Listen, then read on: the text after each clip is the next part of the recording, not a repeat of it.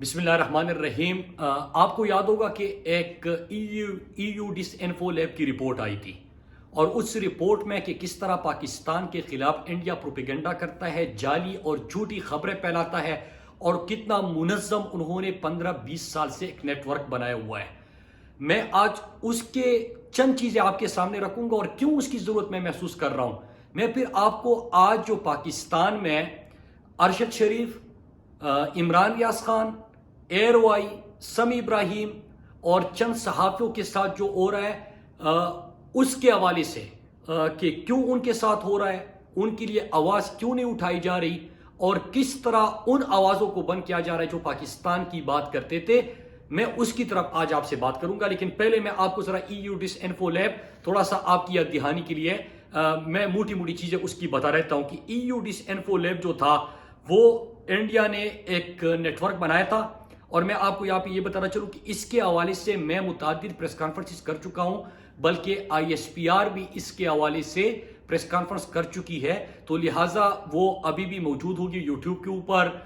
आप उसको गूगल करके देख सकते हैं, उसको ज़रूर पढ़िएगा, वो तमाम तफसीलात आपके सामने आ जाएगी। और उसमें कुछ ऐसी चीज़ें थी कि इंडिया के पाकिस्तान में भी लिंक्स थे, वो चंद सहाफ़ियों के हवाले से भी थे, चंद फोरम्स के हवाले से भी थे, कोई NGOs के हवाले से भी थे, तो वो ज़रूर आप देख लीजिएगा। मैं आपको आपकी अध्ययनी के लिए चंद चीज़ें रिपीट कर देता हूं जिसके ऊपर हम माजी में प्रेस कॉन्फ्रेंस कर चुके हैं कि श्रीवास्तव ग्रुप था एक, वो काम कैसे करते थे कि फेक NGOs इस्तेमाल करते थे, थिंक टैंक्स इस्तेमाल करते थे, EU क्रॉनिकल जो न्यूज़ वेबसाइट उन्होंने 2020 में बनाए थे इनको इस्तेमाल करते थे, ANI न्यूज़ एजेंसी, आप जितनी भी झूठी खबरें पाकिस्तान के हवाले से फैलती है अगर आप देखें तो ANI न्यूज़ एजेंसी का भी इस्तेमाल होता है। Members of the European parliament वो भी इस्तेमाल करते थे। 750 से ज्यादा फेक मीडिया आउटलेट्स का इस्तेमाल होता था।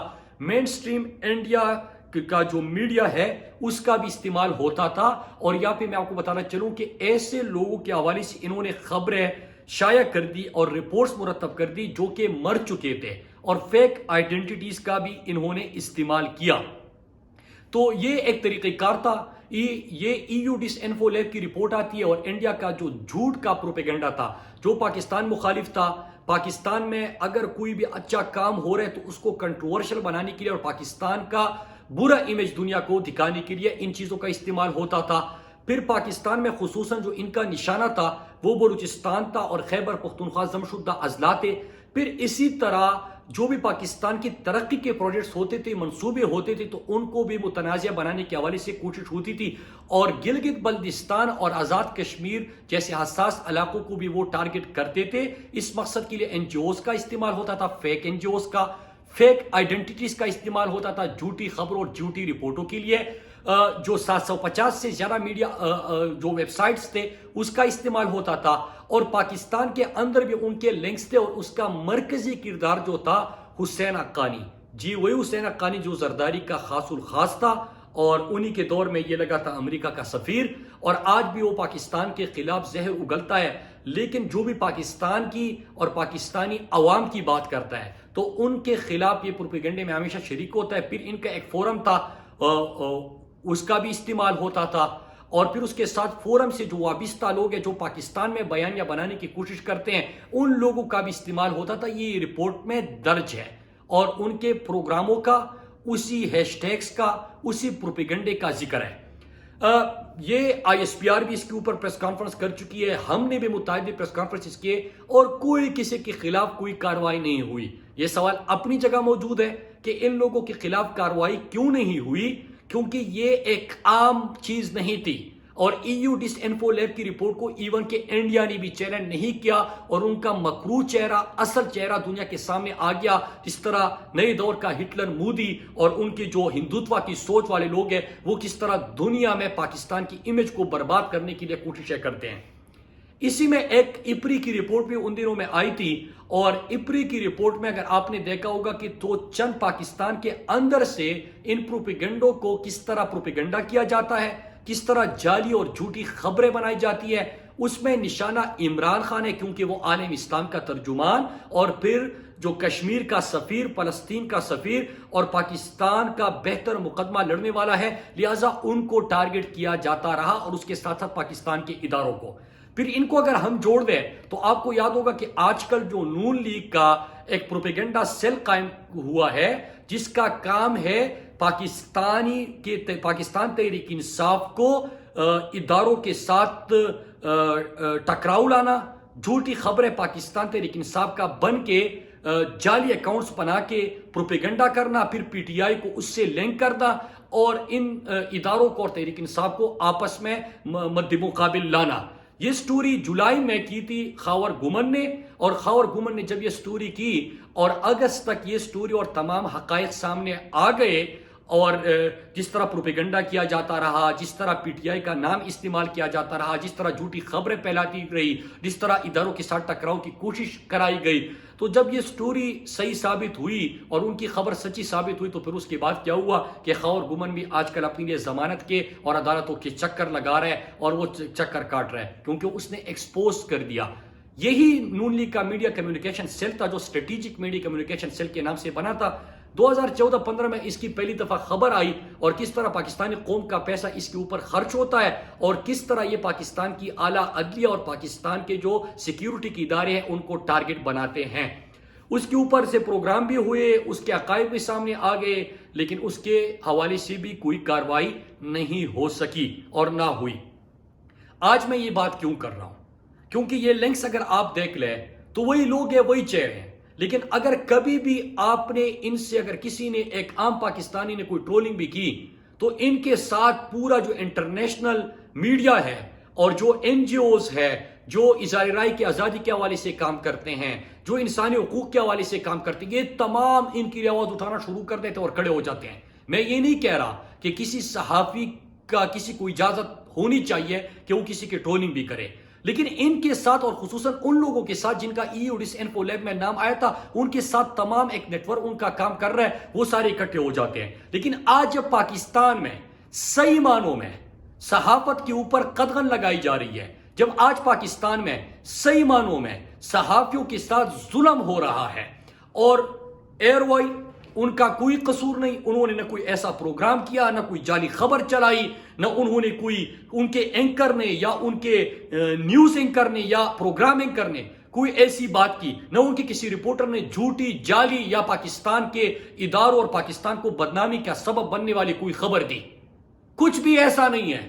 لیکن ان کے اوپر پابندی لگا دی جاتی ہے، سندھ ہائی کورٹ کا ڈیسیجن آتا ہے، سندھ ہائی کورٹ کے ڈیسیجن کے باوجود توہین عدالت کے مرتکب میری نظر میں وہ ہو رہے ہیں، لیکن وہ چینل آن ایئر نہیں ہوتا۔ پھر اس کے ساتھ ساتھ پیمرا سے جب سوال ہوتا ہے تو پیمرا کہتا ہے کہ ہمیں تو پتہ نہیں ہے، ہم نے تو نہیں کیا۔ تو کون کر رہا ہے؟ کیوں ہو رہا ہے اس طرح؟ انہیں تو ہمیشہ پاکستان کا بہتر امیج پہنچایا، انہوں نے ہمیشہ پاکستانی قوم کے آواز بنے۔ ان کا قصور یہ ہے کہ وہ آپریشن ریجیم چینج آپریشن میں آپ کا حصہ نہیں بنے، وہ نہ اداکاروں میں سے ہیں اور نہ سہولتکاروں میں سے ہیں، نہ ان کا پروپیگنڈا پہنچانے والوں میں سے ہیں۔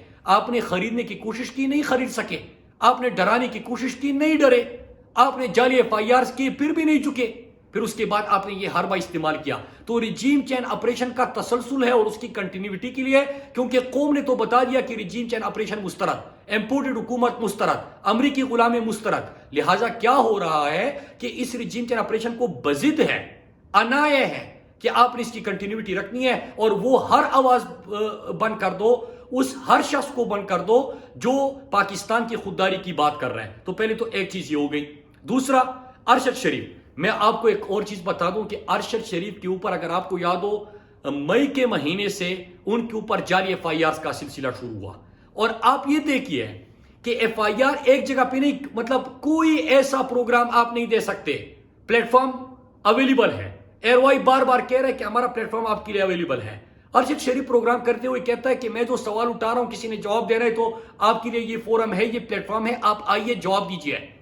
نہیں چیلنج کر سکتے، کوئی غلط بات نہیں کی، ریجیم چین آپریشن کے حوالے سے سوال اٹھائے، یو ایس کا جو ریجیم آپریشن مختلف ممالک میں وہ کر چکے ہیں اس کی تاریخ بتائی، پھر سوال اٹھائے جس طرح پاکستان میں جو کچھ ہوا، NRO2 آپ نے دے دیا، قوم کا 1100 ارب کا پیسہ تھا، اس کے حوالے سے سوال اٹھائے۔ تو صحافی کا کام ہے سوال اٹھانا، صحافی کا کام ہے کہ قوم کے 1100 ارب کی اگر بات ہو رہی تو اس کے اوپر سوال اٹھانا. ہوتا کیا ہے کہ نہ صرف اسلام آباد بلکہ ساؤتھ پنجاب کے اندر، انٹیریئر سندھ، پشین تک ان کے اوپر جعلی FIR درج کیے گئے. جعلی FIR پہ بھی سلسلہ نہیں رکا اور ارشد شریف بولتے رہے تو ایک اور چیز ہو گئی کہ ارشد شریف تو پروگرام ریجیم چینج کے حوالے سے کر رہا ہے. ارشد شریف تو جو امریکہ کے غلام ہیں ان سے سوال پوچھ رہا ہے، وہ تو سوال پوچھ رہا ہے NRO2 کے حوالے سے. تو پھر کیا کی ہوتا ہے کہ اطلاعات آتی ہے، تھریٹ الرٹس ہے. وہ تھریٹ الرٹ میں خود دیکھ چکا ہوں جو لیٹرز گردش کر رہے ہیں کہ ان کے حوالے سے کوئی کسی اور ملک میں کوئی پلاننگ ہوئی ہے اس کو ٹارگٹ کرنے کے لیے، اس کی زندگی خطرے میں اور ارشد شریف صاحب کو ٹارگٹ کیا جا سکتا ہے. اب یہاں پہ بھی سوال جنم لیتا ہے کہ کسی اور ملک کا کیا تعلق، اس نے تو پروگرام کسی اور حوالے سے کیے ہیں. یہ اطلاعات آ رہی ہے اور یہ خبریں گردش کر رہی ہے کہ کسی کو ہائر کیا گیا ہے، اور کس نے ہائر کیا ہے اب یہ سوال موجود ہے. کسی اور ملک میں ارشد شریف کو ٹارگٹ بنانے کے لیے پاکستان سے کسی نے کسی کو ہائر کیا ہے. یہ بہت خطرناک بات ہے.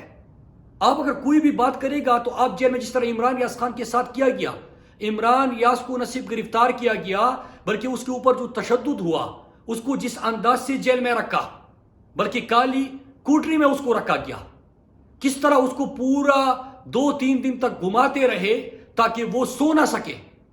پھر اس کے کانے میں کچھ ملانے کی بھی اطلاعات آ رہی تھی. تو آپ اپنی جو ناکامی آپ کو ہوئی ہے، آپ لوگوں کی جانوں کے پیچھے پڑ گئے ہو.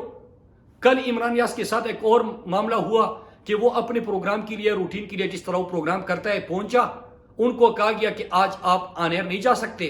انہوں نے سوال پوچھا، بتایا گیا کہ ہمارے اوپر بڑا پریشر ہے.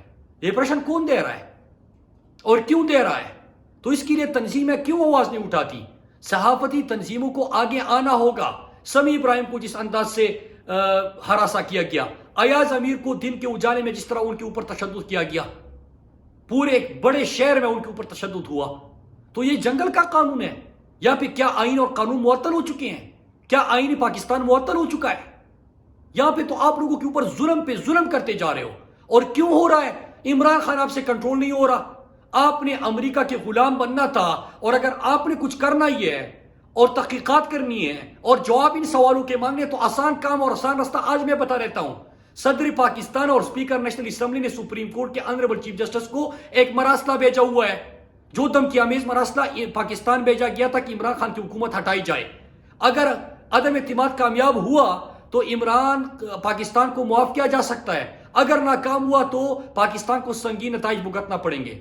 پھر منڈیاں لگتی ہے، ضمیر جاگتے ہیں، وہ پولیس وینز آ جاتی ہے، راتوں کو عدالتیں کھلتی ہے، اور یہ تمام چیزیں جو اس کے بعد ہو رہی ہے، یہ تمام چیزیں ہو جاتی ہے.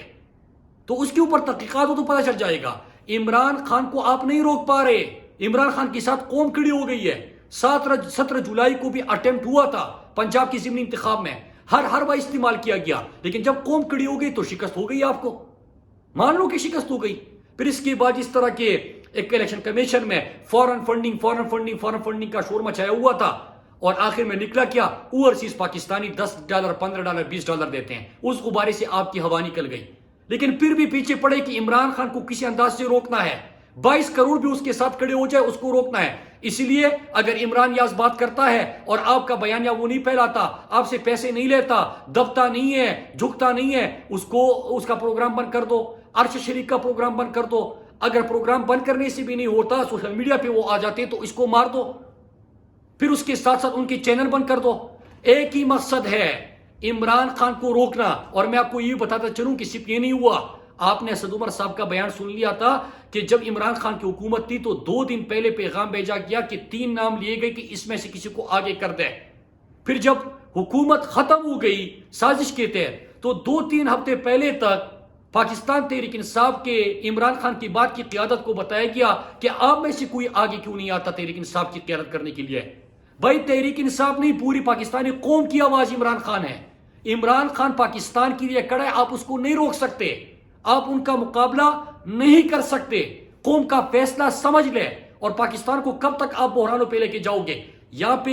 یہ تو بات ہو گئی جو آج سے میں نے سٹارٹ کیا 18 تاریخ کو 5 بجے پوری پاکستان میں پریس کانفرنس پریس کلب کے سامنے ہم جو صحافیوں کے اوپر تشدد ہو رہا ہے، جو صحافیوں کے اوپر جعلی ایف آئی آرز ہو رہے ہیں، جو اے آر وائی کو بند کر کے اور جعلی ایف آئی آرز کر کے چینل کو بند کرنے کی کوشش ہو رہی ہے، تو اس کے خلاف ہم آواز اٹھائیں گے۔ لیکن اس کے ساتھ ساتھ میں قوم کو یہ بتانا چلوں کہ جو بھی پاکستان کے خلاف بیانیہ پھیلاتے تھے اور جو بھی پاکستان کے خلاف پروپیگنڈے میں شامل ہوتے تھے، وہ تمام آوازیں تو آج بھی موجود ہے، لیکن جو بھی پاکستان کا مقدمہ، پاکستانی قوم کا مقدمہ، یونٹی کی بات کرنے والا، پاکستان کی سالمیت کی بات کرنے والا، پاکستان کا بیانیہ دنیا تک پہنچانے والے اور انڈیا کے پروپیگنڈے کو تہس نہس کرنے والے، ان تمام آوازوں کو بند کرنے کی کوشش ہو رہی ہے۔ تو اس کا فائدہ کس کو ہوگا؟ اور آج وہ لوگ جو ان تمام پروپیگنڈے میں EU ڈس انفو لیب وغیرہ میں شامل تھے، وہ آج بھی زہر اگل رہے ہیں، لیکن وہ گھوم رہے ہیں، وہ تمام آج بھی آزاد پھر رہے ہیں۔ ہم اظہار رائے کی آزادی کے اوپر یقین رکھتے ہیں اور اظہار رائے کی آزادی کے حوالے سے تمام صحافیوں کو، تمام صحافتی تنظیموں کو، پوری پاکستانی قوم کو بتانا چاہتے ہیں کہ جو آپ کی آواز ہے، آپ کو خود ان کے لیے کھڑا ہونا ہوگا۔ آپ کو کوئی عالمی برادری سے یا آپ انٹرنیشنل جو ہیومن رائٹس ہے یا جو انٹرنیشنل میڈیا ہے، ان سے اگر آپ توقع کر رہے ہیں کہ وہ آوازیں اٹھائیں گے، تو وہ آوازیں نہیں اٹھائیں گے، کیونکہ یہ وہ لوگ ہیں، یہ وہی چینلز ہیں جو کسی کی سازش کا حصہ نہیں بنتے۔ ہم سب کو کھڑا ہونا ہوگا، ہم سب کو بات کرنی ہوگی۔ اللہ آپ سب کا حامی و ناصر ہو۔ پاکستان